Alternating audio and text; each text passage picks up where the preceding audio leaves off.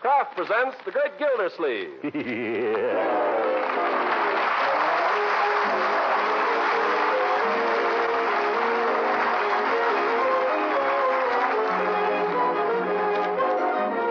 Cheese Company will also bring you Bing Crosby every Thursday night. Present each week at this time Harold Perry as The Great Gildersleeve, written by John Whedon and Sam Moore.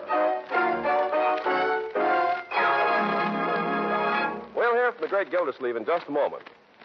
But first, if you live in the South, you've probably already harvested many good things from your victory garden. If you live in the North, the first tender green shoots are pushing their way through the soil. Wherever you live, the chances are you're congratulating yourself on hard work that's worth it because you're providing your family with wholesome, good-tasting food. Kraft, the makers of Parquet margarine, get much the same feeling of satisfaction, too, in making a food that fits in so well with your cash and ration stamp budgets. For Parquet margarine requires just 5 red ration points a pound. And besides being a delicious, appetizing spread for bread, it's also a fine seasoning that'll add delicate extra flavor to garden vegetables served piping hot on your table. Yes, and Parquet is a real flavor shortening for your home baking, and it's grand for pan frying, too. What's more, Parquet is one of the best energy foods you can serve, and it contains vitamin A. So ask your dealer for Parquet, P-A-R-K-A-Y, Parquet margarine made by Kraft.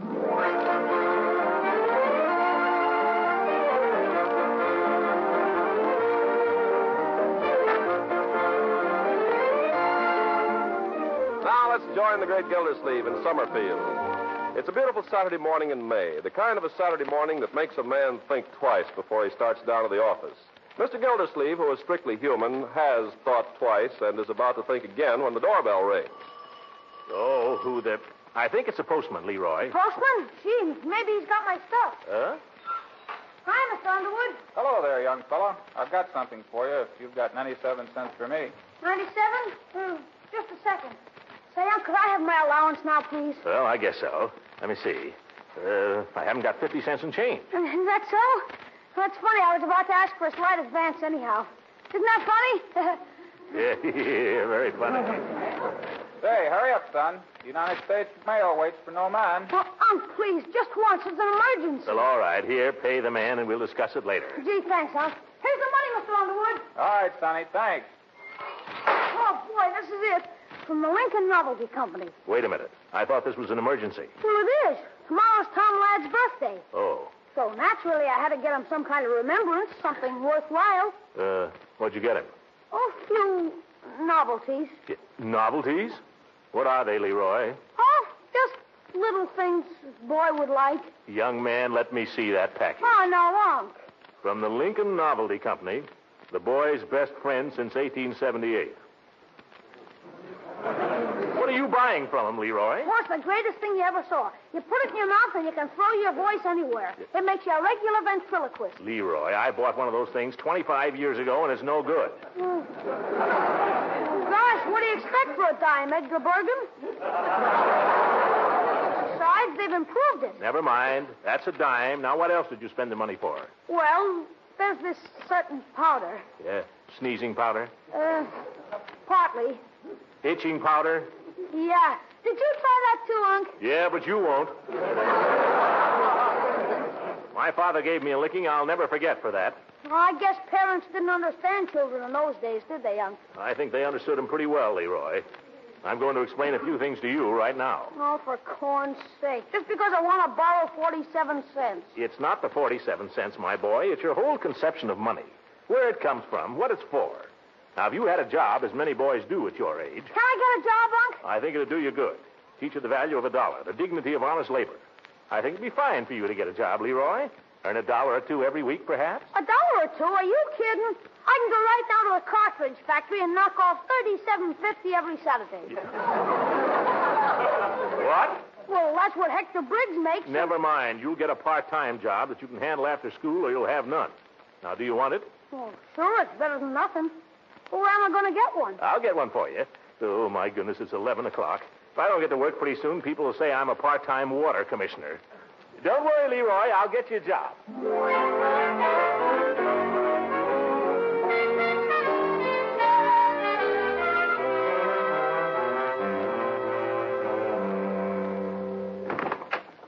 Come in, Gildy. Come in. Hello, Judge. Horace, I come to ask your advice. Well, I don't know why you didn't come to me long ago. What do you mean? Throckmorton, you and I are old friends, aren't we? That's right, Horace. We've been through a lot together, haven't we? That's right. I guess we don't have to beat around the bush with each other, do we? Certainly not. Gildy, let's face it. Marriage is a wonderful institution, but it's not for us. What? Well, now, don't misunderstand me.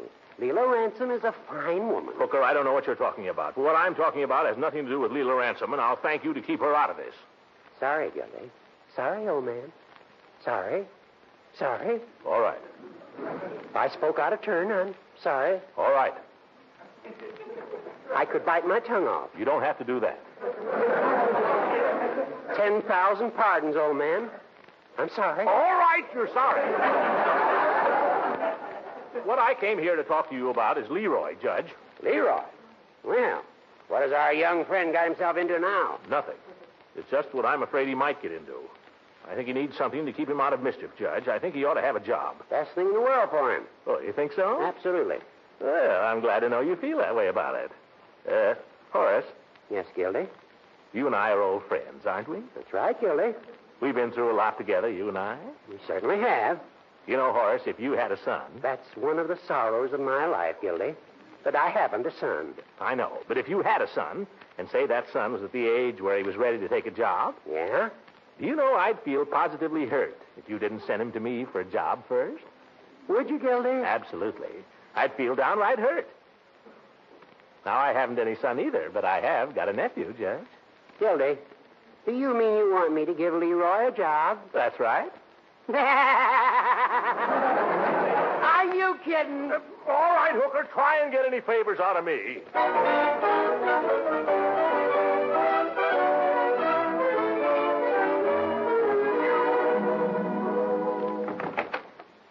That you, Unc? Yes, Leroy. And I'd like a word with you. Unc, guess what? I've got a surprise. Well, that's fine, but suppose you save it for a moment. Leroy, I'm afraid I'm going to have to disappoint you. Disappoint me? Yes, my boy. I promised this morning that I'd get you a job, but I find it's not as easy as I thought. Yeah, but, Unc... Please let me finish.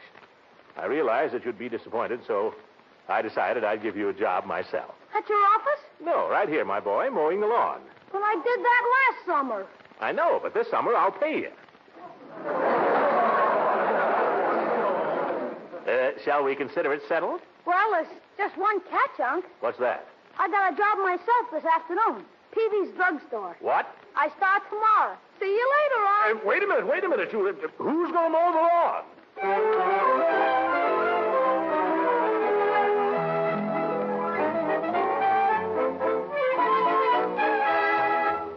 Leroy? Leroy? Huh? Oh, yes, Mr. Peavy. Just straightening out the magazines here. I'll have them fixed in 2 shakes. That's all right. You go ahead and read the comics if you want. No harm in that. I just wanted to say I'm going to leave you in charge here for a few minutes. Oh, boy, my big opportunity. Well, no, I wouldn't say that. I'll only be a minute. I just got a little errand for Mrs. Peavy before the butcher shop closes. Veal cutlet. Well, take your time, Mr. Peavy. I can handle the store. I think you can.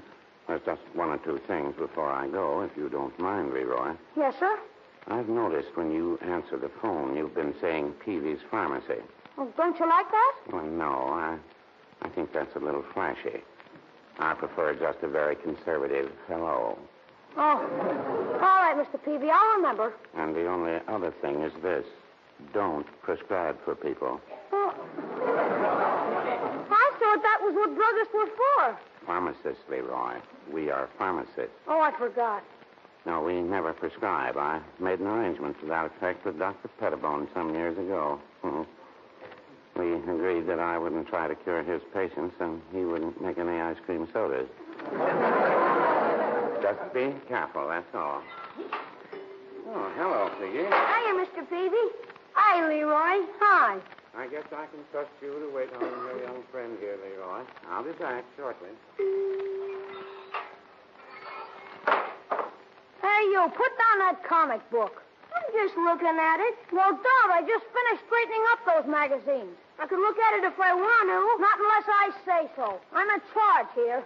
Who says so? I say so. Who are you? You'll find out. Listen, Banks, drop that book.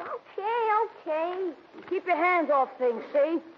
I'm in charge here. I'm responsible. Don't want to look at your old comics anyway. I've read them all. And don't be swinging on that seat. You're liable to bust it. Come on. What do you want here? I want some candy. How much money you got? Oh, don't worry. I've got the money. More money than you'll ever see. Oh, yeah? You know how much money I make here? $3 a week. Yeah. I do. And you know how much that is in a year? About $150. Gosh. What are you going to do with it all? I haven't decided yet. Probably buy a drum and a set of claps. Real ones? Of course, real ones. What do you think? Gosh. Will you let anybody else play it? Don't make me laugh. This is a very valuable drum I'm going to buy. Leroy. What? I'll tell you something if you'll tell me something. What? Who's your best friend? I don't know. I've got a lot of friends. I'll have to think it over. You know who my best friend is? Who cares? Come on, are you going to buy anything or aren't you? Sure. I'm going to buy some candy. And if I thought you were a friend of mine, I'd give you some of it. Candy. I can eat all I want of it here. Make up your mind. What do you want? Give me a jazz bar. Let me see your nickel. Why? I have to see your money first. Who says so? I say so. Who are you? You'll find out. Oh. Hello, Unc. Well, what's going on here? Just making a sale. Sounds more as if you were killing one.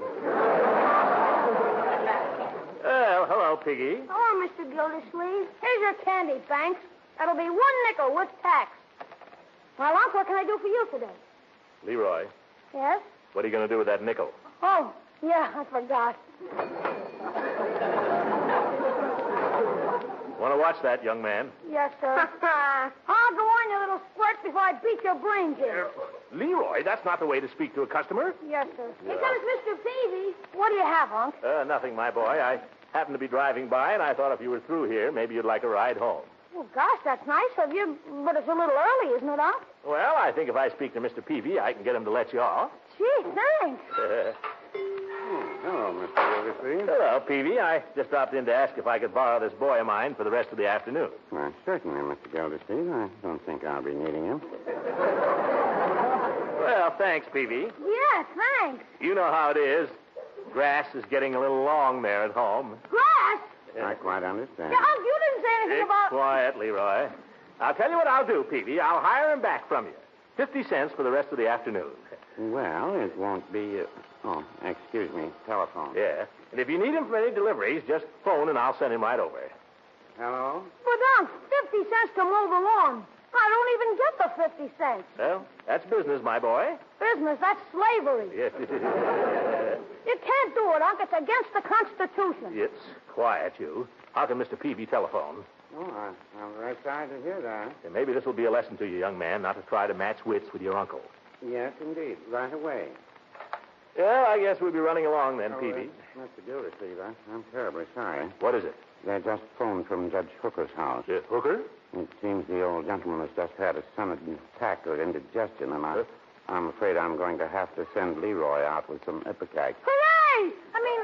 Gosh, that's too bad.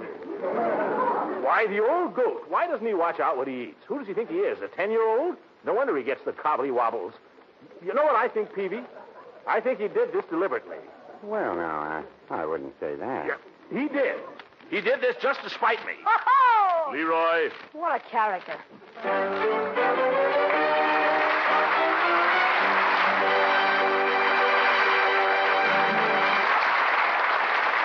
The great Gildersleeve will be with us again in a few seconds.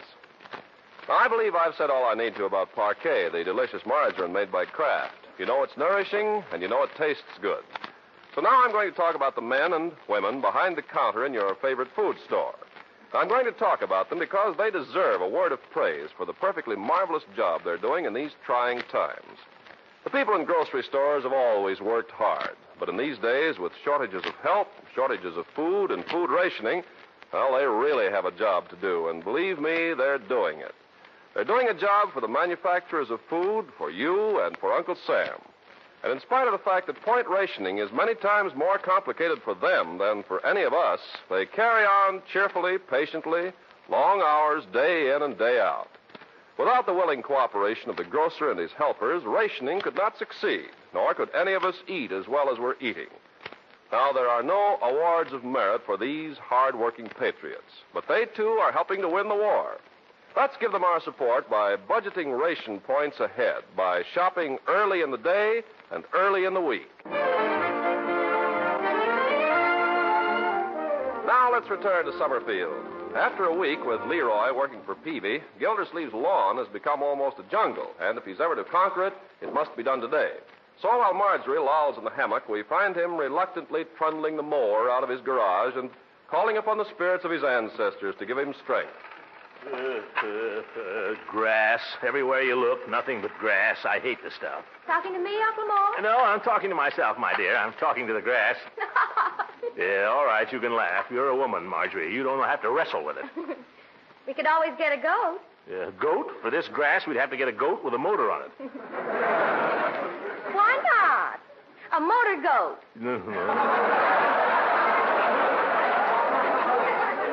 A motor goat.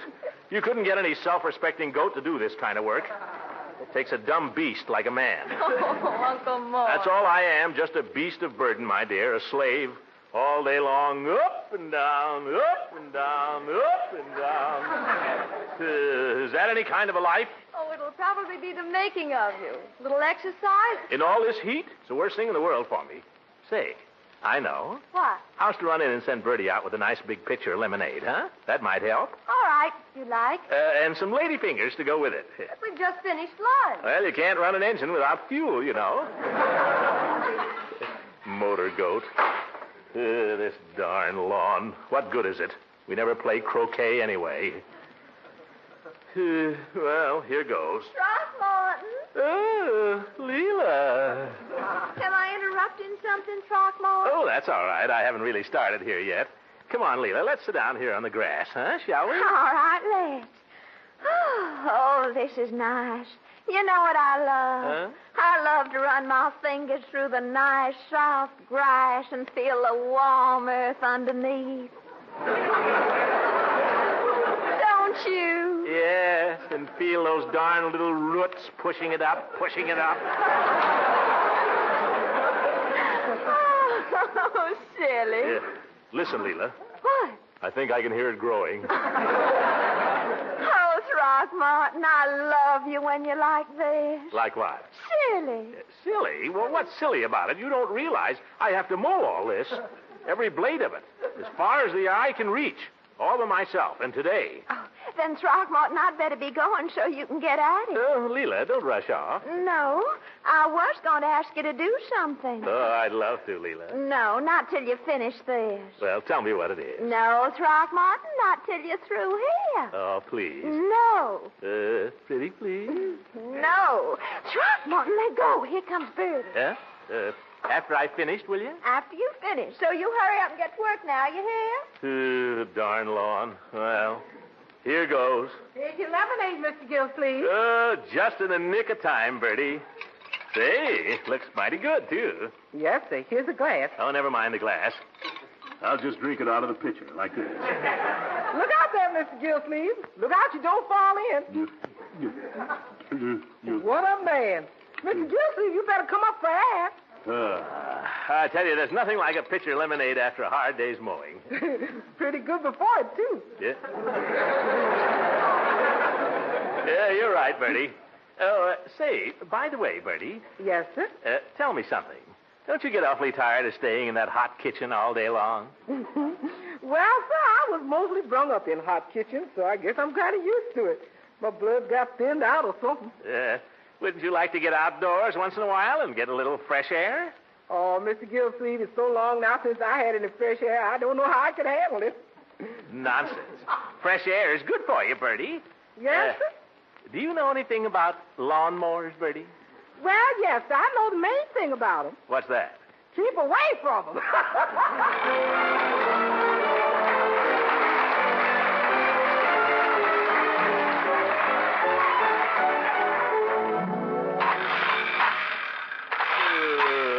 this'll be the death of me yet. Grass, it sneaks up on you. It grows when your back is turned. Hi there, Mr. Gildersleeve. Oh, Ben. Hello, Ben. Hi. Well, I haven't seen you around here lately, my boy. Oh, been kind of busy. Well, see, you're doing a little lawn mowing. Yeah, just mowing the lawn. Yeah. Great exercise. Great for the stomach muscles. Yeah, great. Is Marge around? Marge? Well, she's inside there somewhere. Oh, good. Oh, Ben. Yes, sir? You're a mechanic, Ben. I wonder if you'd come here a minute and take a look at this confounded lawnmower. Oh, is there something wrong with it? Well, I don't know there's anything really wrong, but it seems to push awful hard. Oh, well, maybe you got it set too tight. Huh? Let's turn her over and take a look. Yeah, you go right ahead, Ben. Yeah. Seems to spin all right. Oh? Have you tried it? Have I tried it? I've been at this thing since lunch. I mowed clear down to that hedge and back, Ben. Huh. Funny, I don't know what it could be then. I'll tell you what. You try it, huh? Maybe I just haven't got the knack of it. Oh, well, all right, sure. Yeah, here. Better take your coat off, Ben. I'll hold it. Oh, I don't need to take my coat off just to try it. Oh, well, I know, but it's a hot day. You'd better give it to me. Don't you do it, Ben. Oh, Marge. Gosh, I didn't see you. Neither did I. How long have you been standing there, my dear? Long enough to see what's going on. Now, Marjorie, nothing was further from my mind Then what? than, you know. All right, put your coat on, Ben. You're through for the day. Oh, you dropped something there, my boy. Oh, my Poppy. Poppy Day. I suppose some pretty girl sold you that. Yeah, she was, kind of. Now, Margie, nothing wrong with Ben's buying a poppy. Poppy Day is a very, very worthy cause. Only joking, Uncle Mort. I'm only jealous because he didn't buy it from me. Oh, gosh, if I'd known you were selling them. Well, if you'd come around a little oftener. Well, shall we, Yes, let's. Oh, don't go. Sit down on the swing here. Yeah, but you see, I've got something I'd kind of like to talk over with her. Some news. Well, talk it over with her right here. Uncle Mort? I know you two want to be alone. Doesn't take a lawnmower to fall on me. You make yourselves comfortable here, and I'll just knock off for a little while, huh? Well, Mr. Gildersleeve, gosh, we don't want to interrupt your work. Then if we don't, he'll never forgive us. Huh? Marjorie, I think that's hardly fair. However, things being as they are, I'll see you later.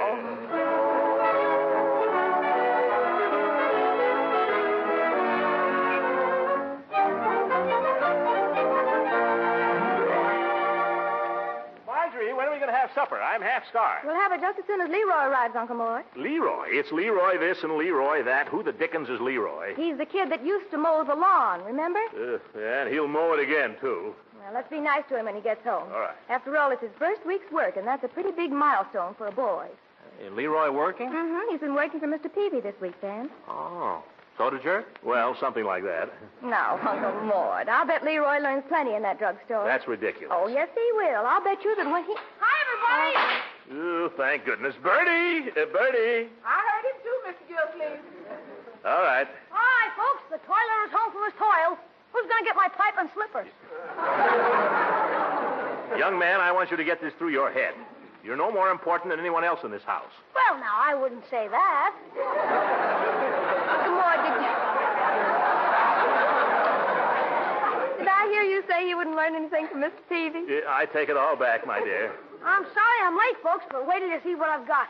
Here, Marge, don't say I never did anything for you. Why, Leroy, a present. You darling. Here, Unc. Merry Christmas. What? Why, Leroy, you shouldn't have done this. Oh, look. It's a gadget to fix the runs in stockings. Oh. Guaranteed to fix nylon, silk, anything. Got to see the fella do it. What fella? The fella I bought it from. He had a whole suitcase full of them. Oh, Leroy, it's simply marvelous. It's just what I wanted. Well, I seem to have a pencil here. Oh, but that's not all, Unc. It's got 2 different kinds of lead and a ruler down the side with genuine millimeters on it and a flashlight on the end. What, no banjo? Well, thank you, my boy. I don't know what to say, really. Oh, that's okay, Unc. You're welcome. Hey, I'd better take Bertie her present. Oh, what'd you get for Bertie, Leroy? A bracelet with rubies in it. What? Well, they might be rubies. He's really a very generous kid. He certainly is. Golly, he must have spent a pile of money on all that stuff. I'm afraid so. Thank you, Leroy. Ah, forget it, Bertie. now, folks. Are you hungry? Am I? I didn't have time to make myself a soda the whole afternoon. Leroy, listen to me a moment. You've been very generous, and generosity is a fine trait. But I'm afraid you spent too much money on these presents. Oh, don't worry, Unc. I got plenty left. I figure I'll be able to get my drum in just 14 weeks. I want to explain something to you, my boy. You're making money now. Everyone in this country is making money. Yeah? But hardly anybody is making things to sell anymore. Most of the work is going into making bullets and such for the war. Yeah? What I'm trying to say is everybody ought to spend their money on war bonds and stamps instead of things they don't need. That's the way to fight inflation. Oh, you mean I shouldn't get the drum? Oh, I didn't say that. It'd be a very good thing if we all thought more about the war and less about ourselves. Oh, gosh, Unc, I can't be thinking about the war all the time. Would it be easier if you knew somebody who was in it? Yeah, sure, I suppose so. But I don't. Yes, you do, Leroy. Oh, no, I don't, Marge, honest. Ben, can I tell? Oh, sure, I guess so. All right. Leroy, this morning, Ben got his commission in the Navy. He'll be leaving very soon to join a ship. Gosh, the Navy. Well, I didn't know about this, Ben. Congratulations. Thank you, sir. The Navy. Yeah, brings war a little closer, doesn't it, my boy? Yeah. I'm me worrying about a drum. Well, now that Ben's in the Navy, I better buy him some bullets. I'll buy bonds, Unc. Yeah, now you're talking like a grown-up man, Leroy, and I'm proud of you. Leroy, I hate to say it, but you're wonderful. Come here. Huh? Here. I haven't got a medal for you, but... There. Oh, gosh. What's the idea of kissing people like that? No wonder Ben is joining the Navy.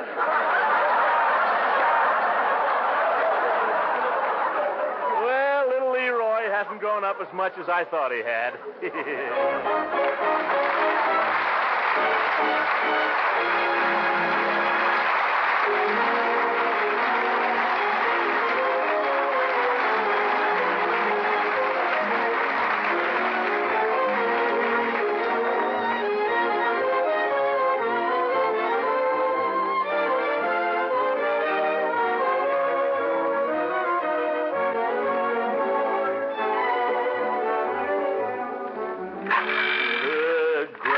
What good is it? You can't eat it.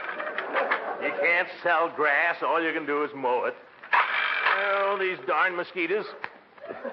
Oh, brother, this has been one of my bad days. Throckmorton. Oh, that's you, Leela? I've been expecting you all afternoon, Throckmorton. What happened? Oh, nothing happened, Leela. I've been working here like a dog. But by George, enough is enough. I'm quitting right now. What is it you want me to do, Leela? Oh, well, it's too late now, Throckmorton. Oh, no, it's not, Leela. Oh, but it is. Leela, don't be like that. It's never too late. A man's got to have a little fun. What is it you were going to suggest that we do? Well, I thought if you got through with your lawn in time, maybe you'd help me with mine. That's all. Good night, everybody.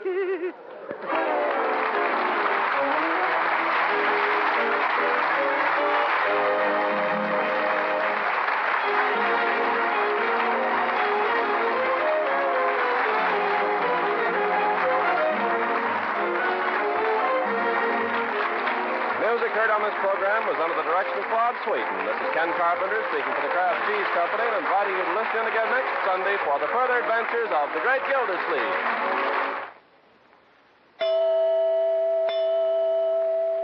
Lots of you ladies are having to use ingenuity these days to make the main dish hearty. Well, here's a very clever trick. Serve a small amount of meat or chicken or eggs or vegetables creamed in a licking good macaroni and cheese ring. And make that ring the fast way with Kraft Dinner in only 7 minutes cooking time. The Kraft Dinner macaroni is a special kind that cooks fluffy tender just in boiling water.